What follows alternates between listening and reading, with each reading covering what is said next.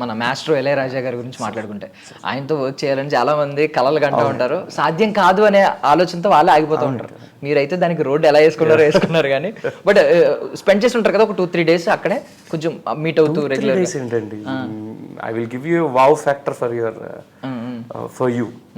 So యాక్చువల్గా ఒక photo దిగితే చాలు అని అనుకుంటారు ఇళయరాజా సార్తో. I have a 2 TB of making of film.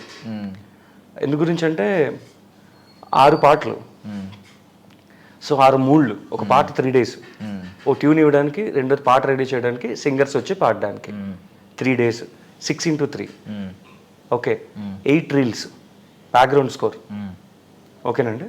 So 8 days అంటే 8 days ముందు ఒక రోజు, తర్వాత ఒక రోజు, సో టోటల్గా 10 days. సో మీకు వదిలేశాను నేను మీకు డేస్ చెప్పాను, ఎంత ఫుటేజ్ వచ్చిందో మీకు నేను 2 TB ఎగ్జాక్టా కాదా అన్నది మీకు అర్థమైపోయి ఉంటుంది.